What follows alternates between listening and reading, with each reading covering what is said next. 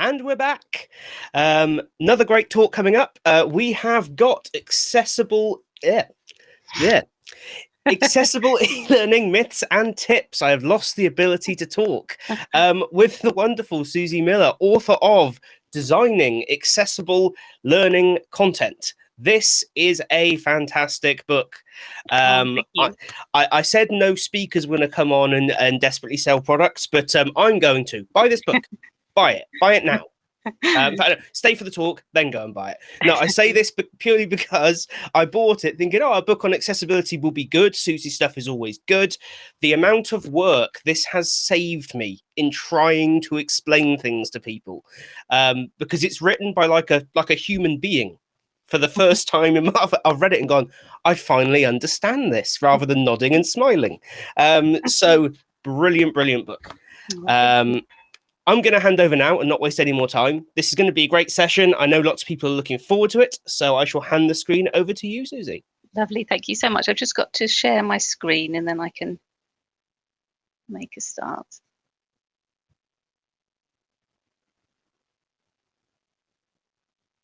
Lovely, so just making sure that everybody can see that. Maybe if you could give me a thumbs up if you can see that. Oh, brilliant, that's excellent. Okay, fabulous. So I think we're all set to go. So thanks so much, Tom. That's such a lovely introduction. I really appreciate it. So just very, very brief background about me. So I am what I call myself an e-learning accessibility consultant. I've also been an instructional designer probably for about 10 years and also done lots of face-to-face training as well. And as Tom very kindly said, I'm also the author of Designing Accessible Learning Content. So I just wanted to thank Tom, but first of all, for inviting me really today, and secondly to all of you who are just giving up your valuable weekend time to find out a bit more about e-learning accessibility. So I actually had quite a dilemma really when I was deciding what to include in this session, and that's because I know that at the heart of Tom's vision for this conference, he wanted to create a space for L&D people who want to get hands-on and develop their skills. So there are certainly plenty of things that I can and I will share with you about how to make your learning more accessible. But I also think that before we do that, it's really important to tackle some of the myths and the misconceptions around accessibility, which I find are still surprisingly common. And that's because I think that these myths are responsible for putting off so many designers and developers from engaging with accessibility in the first place. So in effect, there's no real point in me sharing some practical tips about accessibility if you're not convinced that it's the right thing to do. So if I just move to the next slide. So this is what I've planned for the agenda for this session. And we're going to start by having a look at a definition of accessibility, because I find it can have so many different meanings when you're talking about it in an e-learning context. Next, I'll go through the most common myths about e-learning accessibility. And as I'm going through these, I'll share some of the best ways which you can tackle them. And amongst the tips that I'm going to be sharing, some of them will be kind of more advocacy type tips, but I will also include some sort of quick win tips which anyone can implement to make their e-learning more accessible. And finally, we'll have some time for a Q&A session. So just a reminder as well that I've provided a handout for this session. So all the information and useful links for anything that I'm going to cover is in that handout. So I think Tom, he's pinned a link to that in the chat. So if you need to find out more, don't worry about having to make notes as you're going along. It's all in the notes that I've provided. So as I said, we'll start by looking at exactly what we mean by accessibility. Now, I often find that when I use the term accessibility in an e-learning context, people quite often misunderstand me, and they think it's because I'm meaning either in the sense of something that's easily obtained or used, or maybe easily understood. And although it can have those meanings, for the purpose of this presentation and what we're doing today, what we mean by accessibility, I think, is best defined by W3C, the World Wide Web Consortium. And they say that accessibility means that people with disabilities can equally perceive, understand, navigate, and interact with content. And it also means that they can contribute equally without barriers. And I think one of the reasons that I keep coming back to this definition is this word barrier, because unless we develop learning which is accessible, what we're doing is actually preventing people from achieving their full potential. We're setting up barriers that stop them achieving that potential. So if we create barriers in learning by not making it accessible, what we're doing is effectively limiting people's ability to learn and therefore succeed both in our education system and in the workplace, and ultimately, I think, even in society. So hopefully that's a good starting point to make sure that we're all on the same page before we move on to look at some specific e-learning accessibility myths and tips. So we'll start by now, as I say, looking in more depth at these myths. And really, they're just based on the most common things which I hear from clients, sometimes at conferences, in discussions, or I see on social media. Now, the first two that we're going to look at today, we'll focus on their kind of general advocacy type ones, because I think they're kind of the key ones to tackle first, because I think they're very much responsible for a lack of engagement with accessibility in the L&D industry. So throughout the session today, what I'm going to do is ask you some questions as we're going along. And there's no need really to put your answers in the chat. You can if you want to, of course, but you don't have to, because really I just want to get you thinking. So the first thing I'm going to ask you to do is try to guess what do you think is the most common myth which stops e-learning professionals from engaging with accessibility, just to see if maybe you've had the same experience as me. So what I found, the myth that I probably encounter most often, is that accessibility isn't worth doing because it only benefits a niche audience. Now, if you do some research into statistics about disability in different countries, you'll find what I think are quite a bewildering range of different information. And this can be due to the definitions of disability used or the way that the data is collected or interpreted. And that's why I tend to stick to the broad range of statistics offered by accessibility experts. And they say that in most Western countries, the size of the disabled population ranges from 12% to 26% of the overall population. And globally, most people seem to agree it's about 15%. So having said that, however, statistics are really clear in the UK. According to the Department of Work and Pensions, 14.1 million people reported that they had a disability in 2019, which represents 21% of the population. So for me, a staggering proportion of the population reports that they have a disability. Now, while those statistics alone is quite often not enough to persuade everyone of the importance of accessibility, I find that sometimes the economics helps. So what is often called the purple pound in the UK, which is the spending power of households with at least one disabled person, you can see that that's worth, in the UK, £247 billion, in the US, $490 billion, and $8 trillion worldwide. So this brings us on to our first key takeaway from the session, and that comes from Neil Milliken, who's Global Head of Accessibility at Atos, and it's the best counter-argument that I've heard to this myth. 1.3 billion disabled people worldwide is not a niche, it's a demographic megatrend, which I hope you'll agree, and I've used it many times, is a great quote to have at hand whenever anyone suggests that disability is a niche when you're trying to advocate for accessible e-learning. So the next of our general myths, which it's important to tackle, is the one where people say things like, we don't need to make e-learning accessible, we don't have any disabled people in our workforce, or it could equally be students in our institution. But because so much of what we do does focus on workplace learning, we'll have a go at addressing this one in the workforce. And this brings us to another question I want you to think about. And again, no need to answer in the chat, just have a guess yourself. So what percentage of the UK workforce do you think is disabled? We've got 8%, 13%, or 15%. So the answer is 13%. According to a 2020 labour force survey, more than 4.4 million disabled people are in work, which represents a 13.5% of the UK workforce. Again, staggeringly high figures, I think, for which is a surprise for many people. But another key thing to be aware of is that it's likely that those figures are a significant underestimate, and that's due to two things. We've got undisclosed and undiagnosed disability. A recent study in the US concluded that only about 39% of employees have actually disclosed disabilities to their manager and 21% to HR. But if you add to this the large numbers of people who have not had a formal diagnosis, and that often applies to people who have neurodiverse conditions such as dyslexia or ADHD, your percentages go up even further. And the final factor to be aware of when it comes to workplace disability is that whether through things such as depression or chronic stress, cancer or back pain, some workers do become disabled at work. According to Microlink, 1 in 4 people who become disabled do so whilst they're in work.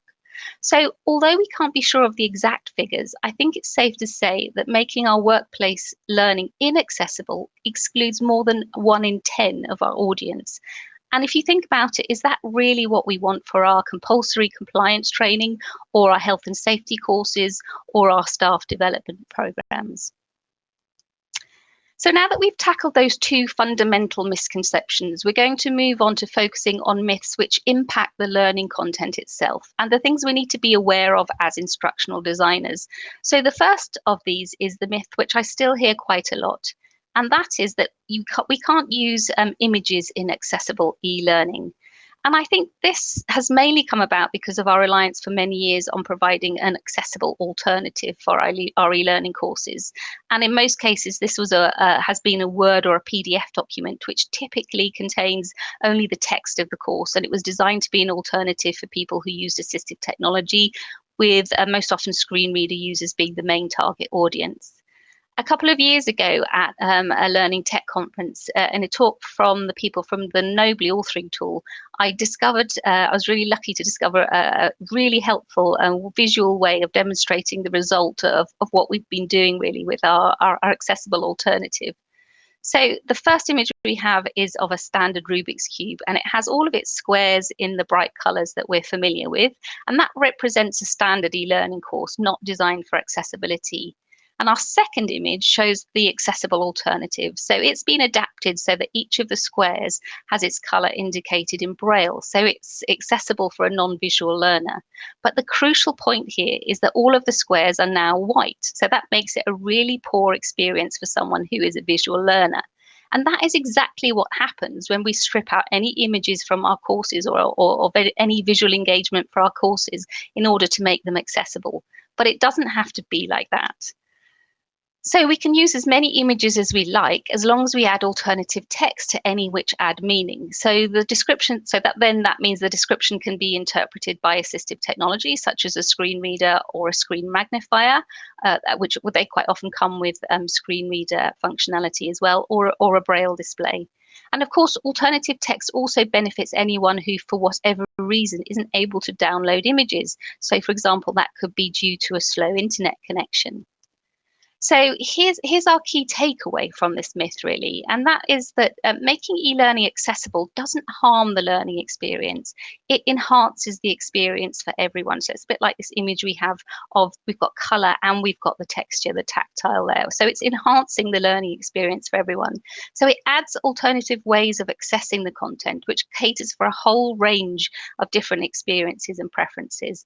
In other words, it provides multiple ways of accessing the content. So just like this Rubik's Cube, which has, as I say, colour and texture, it caters for a wider audience and it provides a richer learning experience for everyone.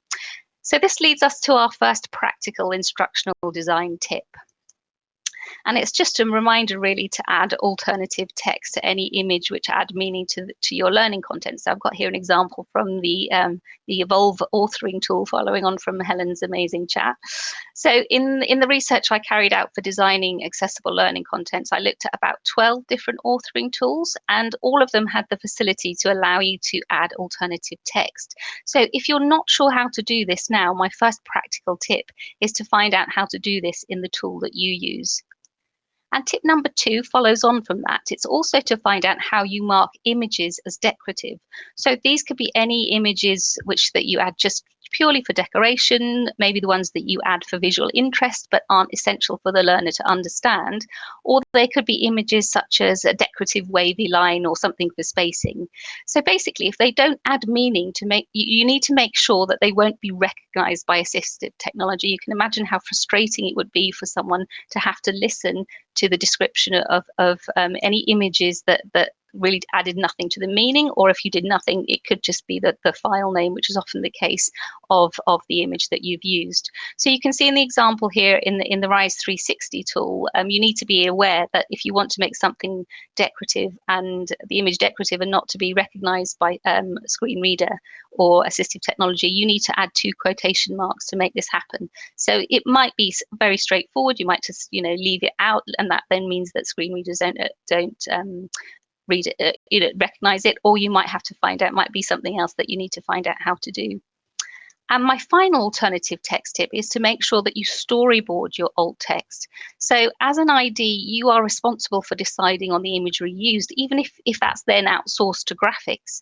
You're the one who knows if you're using an image and if it adds meaning or not to the learning. And you also decide on that meaning. So a big tip is don't leave it to someone else to shoehorn in the alt text at the end of a project. You need to be responsible for it. And if you put it into your storyboard, then it means it's clear, and you've got control over it right from the beginning. So our next myth is a common complaint amongst instructional designers, and that is we can't make e-learning accessible because we don't have the right authoring tool.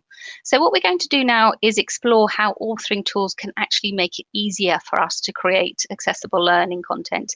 And we'll start with another thing to get you thinking. So a true or false question for you. There are guidelines to help providers make their e-learning, their authoring tools accessible. Is that true or false? So the answer is true, and you may be surprised to find out that there are actually guidelines to help providers make their authoring tools accessible. So just like the Web Content Accessibility Guidelines, they are produced by W3C. They're known as the Authoring Tool Accessibility Guidelines, or ATAG, and they were first released in 2015, so they've been around for a while. Interestingly, unlike WCAG, the Web Content Accessibility Guidelines, they're not a legal obligation, but they have a whole series of detailed recommendations to help authoring tool providers make their authoring tool content more accessible. So it has a whole series of detailed recommendations, but at its heart, its aim is to make the tools themselves accessible for developers, so that developers who have disabilities can also use the tools, to make sure that tools allow developers to create accessible content, and also to support developers to make content accessible. And that's a really key, interesting one, I think, that last one. So the ATAG then give us the benchmark as to what authoring tool providers should be doing to make it easier for us to produce accessible learning content. And again, having assessed those authoring tools that I did in the research for designing accessible learning content, I don't believe there is one tool which has got it exactly right, but I think they are getting better, and there's certainly a lot of things that they are doing right. But even so, it can sometimes feel, if we come back to our Rubik's Cube analogy, there are certainly some tools which make the experience of designing accessible learning content feel like this. So this image shows someone manually applying the texture to a Rubik's Cube, like manually shoveling in the accessibility to the Rubik's Cube using a glue gun in this case. And some can make it feel even more difficult. So a bit like this image here we have, where the texture or accessibility has had to be added by sticking in different shaped pins to the Rubik's Cube squares. But although that is the case, as I say, there's some very good practice that you can find in tools, and that's what we're going to have a look at now, some of the things that can make it easier for us to create accessible learning content. So the first one, and I would argue the most important one, is an up-to-date conformance report statement, or a voluntary product accessibility template, sometimes known as VPAT, which is aligned to WCAG 2.1 levels A and AA. And that's because this level of conformance is not only best practice, which is required by the UK Equality Act, but since the public sector body's accessibility regulations came into law in 2018, it's a legal requirement for UK public sector learning. So that has really shifted, I think, the benchmark of what people are trying to achieve with accessibility. So as well as actually having a conformance report which tells you which of the standards the authoring tool meets and any that it doesn't meet, another really good best practice feature of the best conformance reports is to have tool specific information. So it's great to tell you whether they're meeting these requirements, but it's really important as well, or really helpful, if you can actually have the tool that tells you exactly what you need to do to meet those requirements using the tool. So that's a really key thing, I think. Another best practice is to provide good additional support guidance, which gives you more information about making your content accessible. And quite a few actually have, different resources which are now referring to accessibility, which is great. So this is an example from the Xerti online toolkits tool, which gives more details about which of the tools layouts available can be used to best accommodate different types of impairments. So a really useful set of resources and guidelines in that tool. Another good feature is built-in accessibility functionality. So this is an example from the Course Arc authoring tool, and what it shows is an accessible multiple choice version of a drag and drop interaction, and that accessible alternative automatically appears. So you don't need to worry about going in and manually making that. It automatically appears as soon as you choose the block, which is the drag and drop block.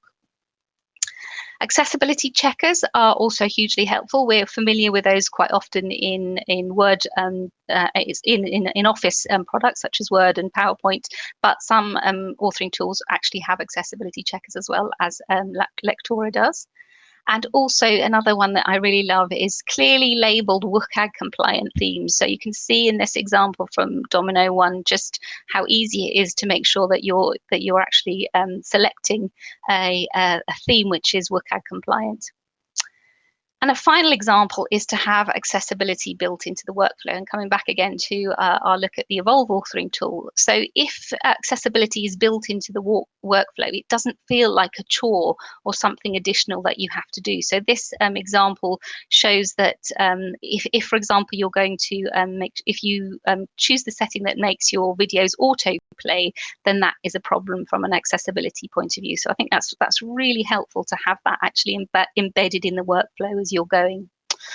So I hope you agree that there are some great examples of best practice accessibility features that are already available in the tools, and I'm really hopeful that they start becoming standard in every tool at some point in the future.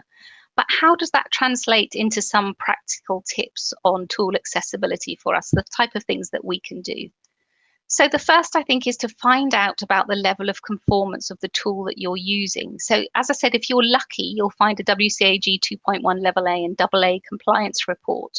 But if not, then I think it's really important that you actually ask for it. And I have an example here of a tool, and it's not my aim at all to sort of name and shame people, but if you've just got a page, if you're looking for accessibility information and you've just got a page with a few tips, it's a starting point, but it isn't going to help you to create fully accessible learning content which doesn't exclude any of your learners. So my advice is, if your authoring tool provider doesn't offer you a full WCAG conformance report, then let them know that that's what you need. So it's actually starting to take action and to advocate for accessibility conformance.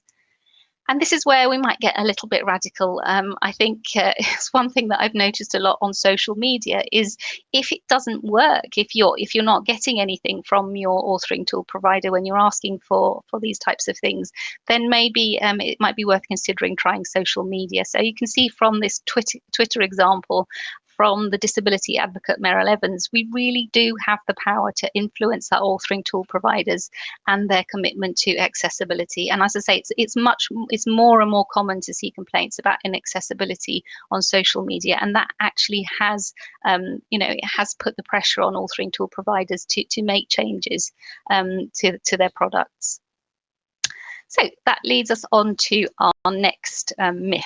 And this is really about the range of disabilities which are catered for by accessible e-learning content.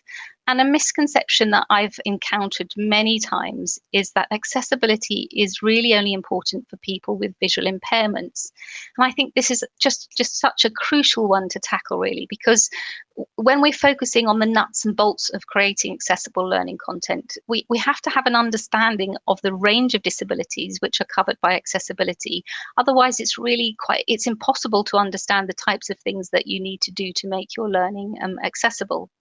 So one of the best ways that I found in the training courses that I deliver to first introduce people to accessibility and the different types of things they need to be aware of and need to be considering is to break it down really, and just focus on the 4 categories which for ease we divide digital accessibility into. And these are vision, hearing, motor, and cognitive. And of course, these are really artificially neat categories, but for our purpose, I think, as I say, it's a really useful starting point. It's in effect something that you can hang accessibility off of, really, to make it just a little bit more easy to understand and easy to apply. So in a moment, I'm going to ask you to start thinking again. But before I do that, I just want you to focus on the icon that we have for motor impairments. And we'll come back to this a little bit later. So in the digital context, when we think about a motor impairment, we're thinking really about dexterity issues. So things which make it difficult or impossible for learners to interact with content using a mouse. And instead, they use a range of different assistive technologies, but very often a keyboard. So I think that's a key thing when you're first getting to grips with accessibility, is to be aware of this concept of motor impairments or motor access needs, really. So now we've had a look at those 4 categories, I want you to again come back to thinking, and I know some of you who've seen this talk before may have done this already, so you're one step ahead of everyone. But if you haven't, I want you to think of a person that has a disability or an impairment. So it could be yourself, it could be a colleague, a customer, or a client, a friend, a family member, or even someone famous if you don't know anyone personally who has a disability. And now I want you to think of which of the 4 categories that their disability or impairment would fall under for our digital purposes, our 4 digital categories. And now I'm going to just pause again and see if I can ask you to think of one example for each of the other categories.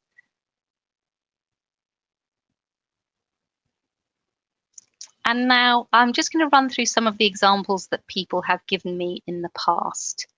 So if we start off, we have blindness, colour blindness. Sometimes people forget colour blindness. We have low vision, and then we have some specific conditions that people sometimes mention. So we have an example of glaucoma, cataracts, diabetic retinopathy. For hearing, we have deafness, hearing loss, again, some specific examples: acoustic trauma, auditory processing disorder. For motor, coming back to our the fact that people are quite often using keyboards instead of mouse, that could be as a result of a loss or damage of limbs. Specific examples could be arthritis, multiple sclerosis, repetitive strain injury, cerebral palsy, Parkinson's. And then finally, cognitive. Now, this is the kind of category that I think has has the largest sort of the largest range really of different things to consider. So you can have things, learning disabilities such as Down syndrome. You can have neurodiverse conditions such as dyslexia, ADHD, ASD. You can have conditions which are affected by movement and flashing, so epilepsy, vestibular disorder. And also there's a whole range of mental health issues such as depression, which can also have an effect on people's cognitive abilities. So I think it's just worth pausing and thinking, okay, this is what we're actually talking about when we're talking about accessibility. We need to be aware of all this whole range of different impairments and disabilities before we can really understand what we need to do to make our e-learning content accessible. So hopefully that's been a good start in making you more aware of the different types of disabilities and impairments. But what we'll do now is we'll dig deeper and we'll look at some of the top tips for each of those categories. So again, breaking it down. And I think these are the ones that for me have the most impact on learners with these different types of access needs. So again, it's just a great starting point, I think, for when we're trying to find some top tips that we can easily do to make our learning content accessible for a whole range of people. So we'll start by focusing on our first category, and that's vision. And for me, probably the area which has the most impact on learners with a whole wide range of visual accessibility needs is colour contrast. And if you take a moment to look at the slide on the screen, again, just think to yourself, do you think that pink text, the cybersecurity quiz text, has a good colour contrast with the purple background? Just have a think. It will vary for you depending on, the visibility that you have on your monitor, a whole range of different things if you have any visual access needs as well. So it will vary from person to person. But this is where the fact that it does vary, this is where WCAG comes in really handy, because it gives us really clear requirements for colour contrast. So it says that for any text and the background it appears on, you have to choose colours that have a contrast ratio of at least 4.5 to 1. And this applies to normal size text. Again, this is really important when you're working out whether your colour contrasts meet or not. So it applies to normal size text, which W3C defines as 17 point or smaller for regular text and 13 point or smaller for bold text. So how do you know whether your colour actually does meet these ratios? So I could spend a long time discussing different, what these ratios are. But for our purposes, what we need to know is whether our colour contrasts actually meet the requirements. And the best way to do that is another tip here is to use colour contrast checkers. So this screenshot shows the WebAIM contrast checker, and you can see that if you thought the contrast between the pink and the purple wasn't great for you, you were right. It only comes in at 3.32 to 1. So you can see that at the top of the screenshot there. So it does fail WCAG AA requirements at this size text. So there are actually a whole host of tools, but I tend to recommend the WebAIM one because it's the one that I use most, and it's the one that I find easiest to see whether my color combination fails. And I also like it because it has these lightness sliders. I'll just point these out if you can see my little cursor going there. So the lightness sliders allow you to lighten and darken colors, which if they don't pass, you can still kind of keep the color that you were wanting, but you can make it darker or lighter until actually you have the magic pass appearing on your WCAG AA criteria. So that's the one that I use. As I say, there are a whole host of other ones, and people tend to have a favorite one that they use depending on the tool and how easy it is for them to check the contrast. So to end this point, I just wanted to come back to the point I made at the beginning really was the fact that the reason I've chosen color contrast is because I think it just benefits so many people really. So I've given you an example here of using the No Coffee Vision Simulator. It's a Firefox extension, and as I say, the link to it, if you want to have a look at it, is in the handout notes that I provided. So I've got a screenshot here on that you can see, which simulates how difficult this color contrast makes it for someone with cataracts to read the text. And you can see the cataracts there have that effect of the kind of, just obscuring the screen with the white little clouds you can see. So that is a simulation, obviously it's a very basic simulation, but of someone who has cataracts. But if I show you the next slide, you can see that just adding a blur, and that could easily be someone who's long-sighted and doesn't have their reading glasses, it still makes it such a difficult experience and makes it equally difficult to read the text. So as I say, that for me is why I've chosen color contrast, because I think it really has has the power to affect so many different people. So let's move on now to our next category, and that is hearing. So while I'm talking about this one, I'm going to play you a LinkedIn video. So while I'm doing that, I want you to try and guess how many people view videos without sound in public places and how many in private. So again, just have a think, just kind of think your percentages really. So according to Meryl Evans, again, our disability advocate, a study by, I think, Verizon Media found that 69% of people view videos without sound in public places. And surprisingly, even 1 in 4, every 4 watch videos without sound in private. So if you have a think, you can see this person really he's got a message that he's really trying to get across to you. But what is it that's missing from the video to make it effective for everyone? Whether they be, if they're watching it in a public place or in a private place. So hopefully you might have had a thought that it's got clearly captions that we need. So although I've deliberately used an example from social media here, the important point, of course, is that we need to make sure that all of the videos we use in our learning content have synchronized captions. So that means that they are appearing at the same time as someone is speaking on the screen. So how you do this depends on the functionality of the authoring tool that you're using, but some tools do have a captioning tool and others allow you to upload a caption file. So it's very common now that authoring tools do allow you to either upload captions or to manually add them to your videos. So in most tools, you also have the functionality to embed videos, and these can also have captions added to them directly. So YouTube is a good example. And I think most people are aware that YouTube does actually have automatically added captions, as long as the sound quality is good enough on the video, which you would expect it to be in a piece of e-learning content. But the most important tip to remember here about these auto captions is that they need to be edited. So it's essential that you go in and you add your punctuation to them. They never have any punctuation, and that you also correct any errors, because the functionality is still far from perfect. It's getting better, but they can be, as Meryl again refers to them, sometimes she calls them craptions, sometimes, because they can really not be accurate enough for people to get a good understanding of what you're trying to convey. So that's the key one for hearing. And then moving on now to motor. So thinking about what we need to accommodate learners with motor access needs, it's often the category that people struggle with most on training. And again, it's because it's a different way of thinking. It's maybe something that we don't really consider very much. And I found it's really helpful to make people aware of the range of different assistive technology which people use to access content instead of using a mouse. So, as we mentioned earlier, using a keyboard is a very common alternative for a mouse, but it's really important to be aware that there are a multitude of different keyboards and different ways to access them. And one example that you can see on the screen here is using a mouse stick. As you can see, that is somebody who's accessing the keyboard, but not in a way that we would conventionally think of. And another very common example is a great video I found of using eye gaze technology. And so someone's using eye gaze technology to access that content with an on-screen keyboard.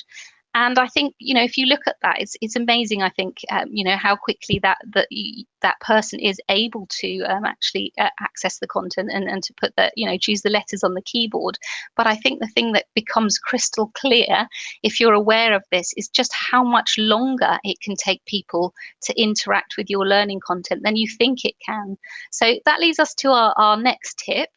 And that's not imposing time limits on activities. So there are many tools will give you the option of imposing time limits, and I've seen, on forums, people saying, well, if their tool doesn't have it, how do we do it, kind of thing. So it's something that I think is traditionally very common in e-learning, and that's absolutely fine, as long as you allow, if you follow the WCAG guidelines and you allow your learners to control the time limits. So if they make sure that they can either turn them off, they can adjust them or extend them. So I mean, personally now I tend to avoid using time limits at all, but yeah, I know in some examples people do think it's important, but absolutely fine to use them, as long as you, as I say, give your learner control over those time limits. So think back to some of the things that it might take them much longer to access the content than you think it would traditionally. And don't forget that animated text also effectively imposes a time limit, because it actually controls the length of time which learners have to interact with the content. And the reason I've focused on this example, because I still find it really common in the learning content that I see when I carry out accessibility audits for clients. It's an issue that comes up time and again. So in a moment, Tom's going to play you a demonstration of a screen reader interacting with a slide with animated text. So if you've not heard a screen reader interacting with e-learning content before, this is quite a useful introduction. What you'll hear is a screen reader reading out the text, but just so you're aware before you hear it, it's really slow. It's basically at the default settings, which is what we tend to use when we start testing with a screen reader. And it's really important to be aware that people who experienced screen reader users will have their settings much faster for reading content. It's almost like the way that we skim read content is this. They kind of skim listen to content. So it's absolutely fascinating if you actually see someone who's an experienced screen reader user and hear the speed at which they listen to content. But the key thing really is that we don't know at what speed anyone is going to have their assistive technology set. So we can't actually work out, or we can't guarantee that all of the content we have on the screen, if we've got animated text, is actually going to be heard by a screen reader. So if Tom, if you wouldn't mind just playing that video for us now, that would be great.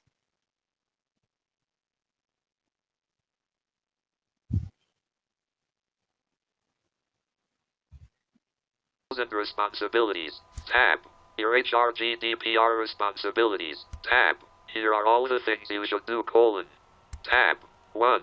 Be organized when it comes to collecting, processing, and holding personal data. Tab. 2. Only collect, process, or hold data that is necessary to achieve your purpose. Tab. 3. Safeguard the confidentiality of all personal data you have contact with. Tab. Next button to activate. Press.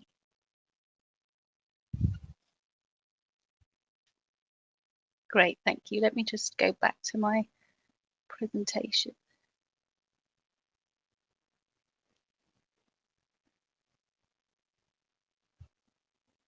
Bear with me, sorry. Okay, great.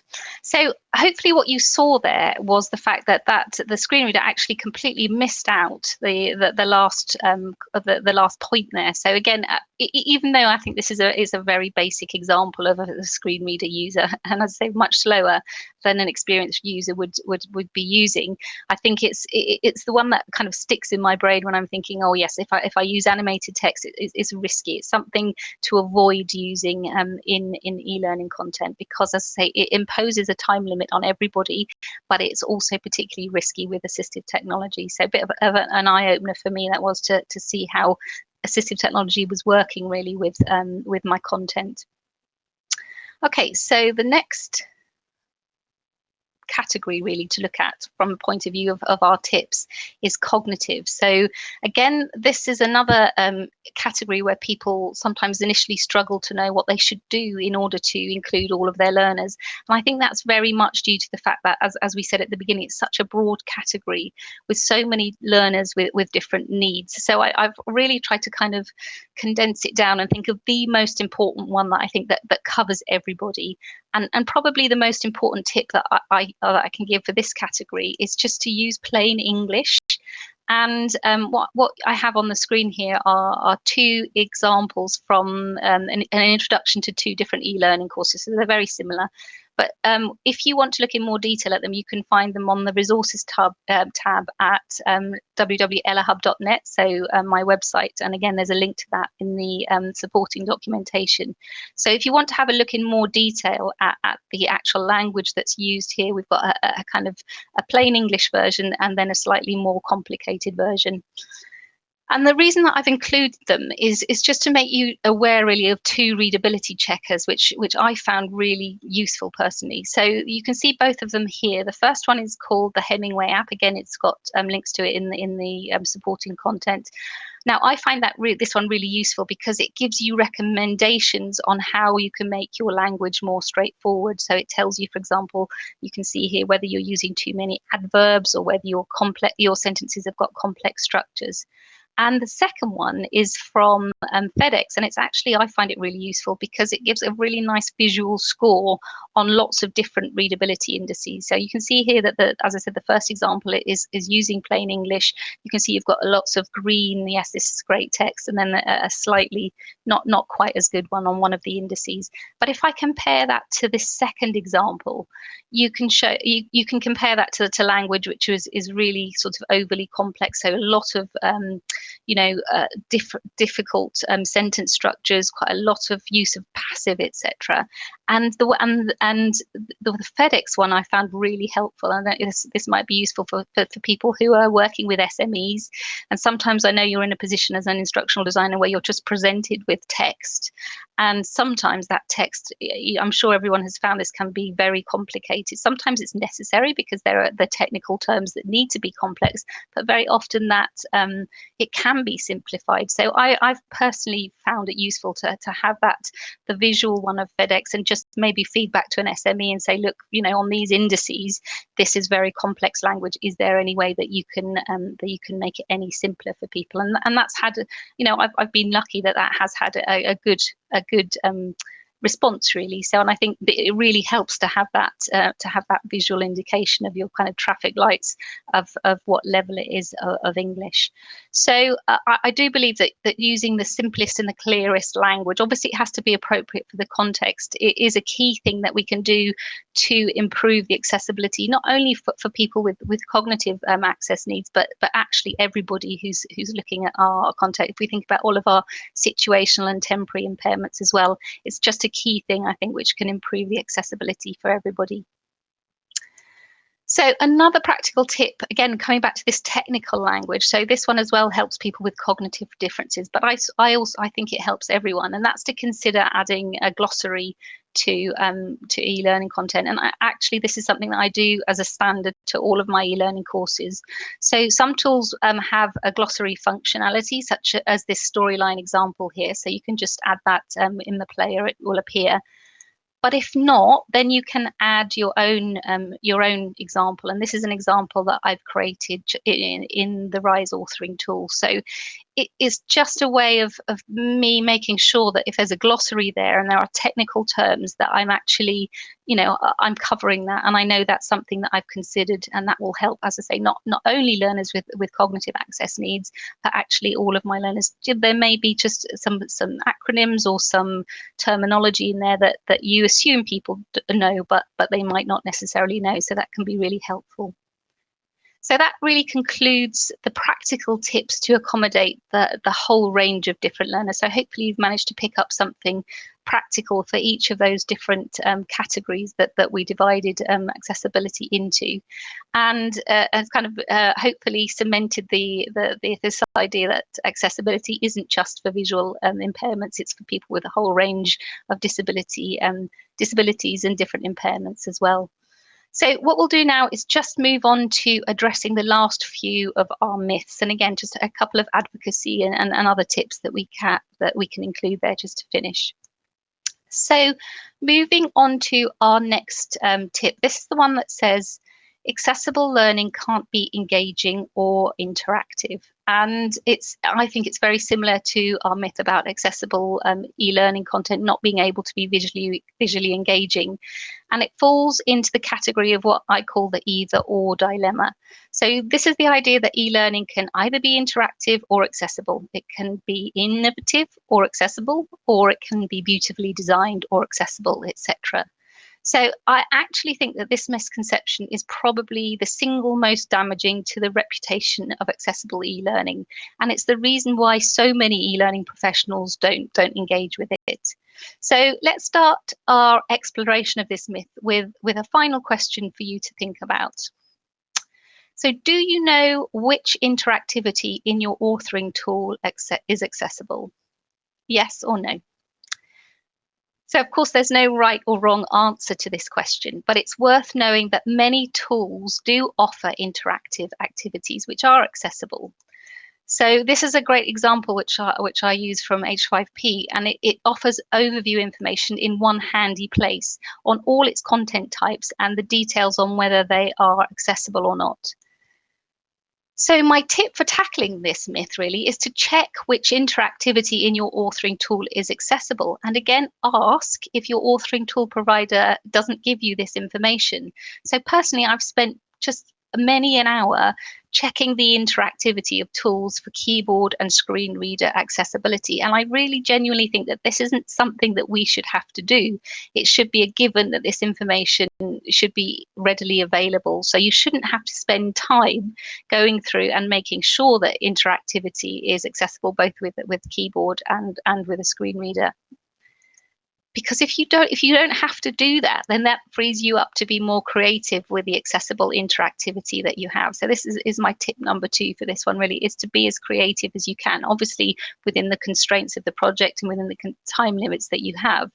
But this is an example of a quiz which I created in Storyline, and that shows how taking a multiple response activity, so that is an accessible interactive, it's an accessible interactivity with keyboard and screen reader users. And I combined it with images and motion paths so that I in effect mimicked drag and drop interaction, but it was still fully keyboard and screen reader accessible. And I just think it is worth sharing that this example comes from a fully accessible course, which was shortlisted for the Learning Technologies Awards. And I say that not, I promise, because I want to prove what a great instructional designer I am, but because it's the best argument that I have to counteract the myth that accessible e-learning can't be interactive or engaging. So nearly there. The next myth I want to tackle is the one that says we don't have the time or the budget to make e-learning accessible. Now, while I think it's really important to be clear that accessibility, it does take commitment and extra time, particularly when people are new to it, I think there are many tips which can help organisations to make accessibility less time consuming and costly. So we don't have time to go into them into great detail, but we'll have a look at some key ones very quickly now. And the most important of these tips is to make sure that accessibility is a consideration or a core requirement really from the start. So anyone who's been involved in retrofitting or shoehorning in accessibility at the end of a project knows it's infinitely more time consuming and costly to do it that way. Other things you can consider to streamline the process are to be confident from the outset about the accessibility capability of your tool. So coming back to that conformance report and knowing what are the limitations of the tool up front, and also how to work around any of these limitations. I'd also advise setting up accessible templates and interactions which can be reused in projects. And other things which are key are having organizational support, so leadership which recognizes both the benefits of accessibility and is also supportive of the extra time and resources, particularly up front, that it will take to implement, particularly for initial training and support for instructional designers and content authors. So developing a team of champions is also a really helpful strategy, a good tip. It prevents accessibility from just being the speciality of a sort of one passionate individual or a couple, which can often be the case. So a really very quick whiz through some of the things that you can consider. But to finish looking at this myth, I just want to share this comment which I saw recently on social media, and for me it was a real true light bulb moment. So hopefully you'll find the same. So accessibility isn't more work. You were just cutting corners before. Your work was incomplete. So I think that's a real change of thinking that we need to be really to be pushing in our industry. So this, moving on now to our final myth, and another key reason that I believe so many e-learning designers and developers fail to engage with accessibility. And this is the idea that we can't make e-learning accessible because it's too difficult. And coming back really to what Tom was saying at the beginning, here's the one thing about this myth. If you're talking about making content generally accessible, so some of the things that we've covered on, some of the tips that we've covered on our session today, then it is something that is very achievable, and we can do that in often really very simple ways. But if you are talking about making your learning content compliant to legal accessibility regulations, and as we say, that is most often WCAG 2.1 A and AA, then I'd have to agree that it is all it does all too often seem true. Just as Tom was saying, the first time that he's ever read something that actually means it makes sense. So for a long time, I think e-learning professionals and instructional designers have been faced with this idea that, or with the fact that actually it's very complicated when you're looking at your accessibility regulations. So just a quick look at one of the most notorious of the WCAG success criteria, one of my favorites one. It's WCAG 1.3.1, and it's called info and relationships. And I remember spending, again, hours trying to actually decipher this when I first came across it. So what it says is that information, structure, and relationships conveyed through presentation can be programmatically determined or are available in text. Now, what that means, the main purpose of this standard is actually, it's quite wide ranging, but the main purpose of the standard is to make sure that content authors use heading and list styles, and they also mark header rows on tables so that they're accessible to assistive technology users. But I challenge anyone who said that the WCAG explanation is clear and straightforward. So the language that's used here, it's technical and complicated, and it's designed for web developers. I think makes it really difficult for the majority of instructional designers, e-learning professionals to understand. And that leads to far too many people just giving up on accessibility altogether. So I think it's also, the language is quite typical of the language that you'll find in WCAG. That includes the four overarching core principles. So those principles of perceivable, operable, understandable, and robust, which I believe very few people fully understand. And even when I'm talking about those principles, I have to actually refer to my notes because I can never remember exactly what they mean. So it just makes finding any information just more time consuming and frustrating. And that's really why I wrote Designing Accessible Learning Content. So I wanted to save as many content authors as possible from the hours and hours of grappling with accessibility and applying WCAG to learning content so that it just became easier for everyone to do. So as well as that, the idea of the kind of like the four different categories of digital accessibility that we talked about in the session, the other thing that I do in the book is I've based it around a contextual framework. So it allows people to apply WCAG in a logical order, which makes sense for designing learning content. So it takes it away from web development and moves it into learning content.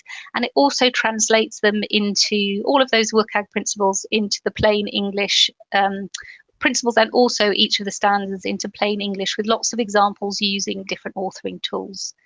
So that concludes our look at the top e-learning accessibility myths and also some of the practical, both advocacy and instructional design type tips that can help you tackle the challenges around it.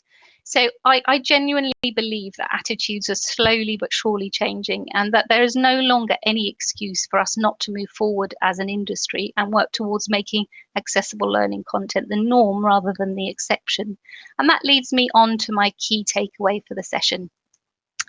And this was inspired by a conversation I had with someone on social media whose argument was that it was the responsibility of leaders really to make accessible e-learning content the default in our industry.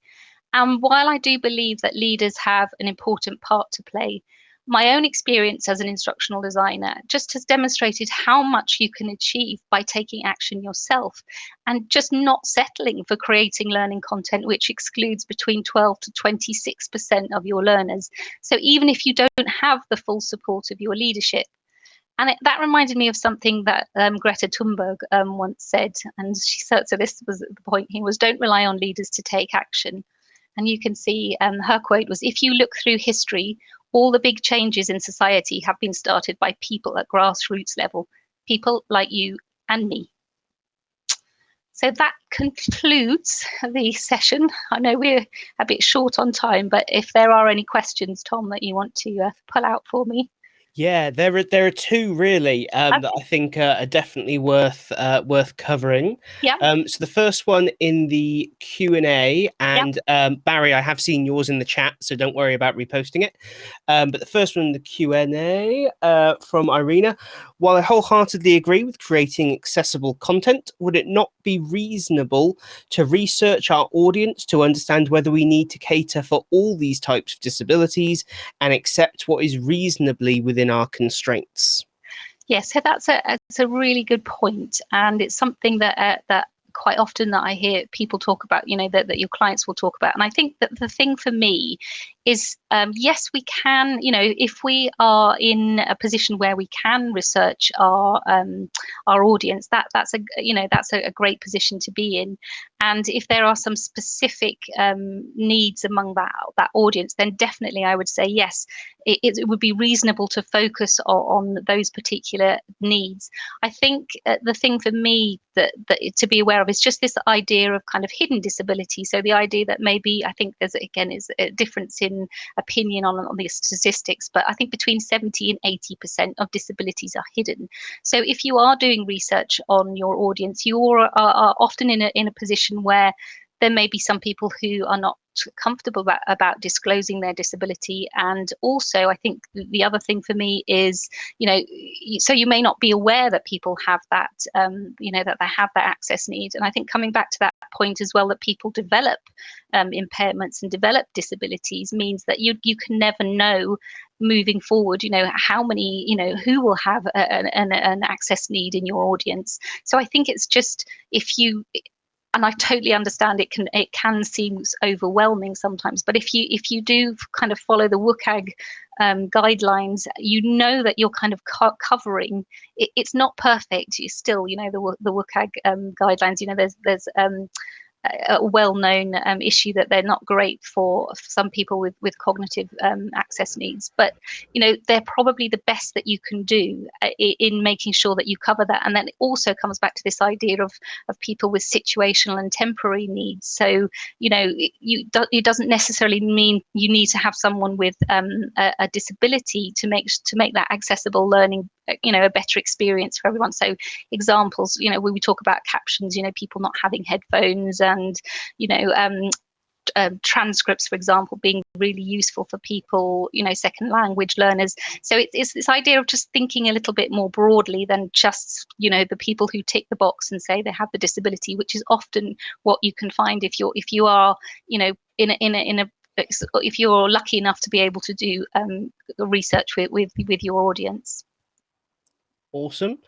And the other one from Barry in the chat, when we're talking about how animated text can be challenging with screen readers, he's brought up the point, and I think it's quite interesting. See if I can put that one on stage. Obviously, animated text helps us to fight kind of the wall of text effect that it can sometimes have. Okay. So I guess are you suggesting we don't do this? I suspect there is some kind of middle ground here, as opposed to an absolute never animate anything versus animate everything in the You're moon. absolutely right. Yeah, I think there is definitely, and I totally agree with you. I completely agree with the wall of text. It's trying to make it, visually engaging and interactive for people.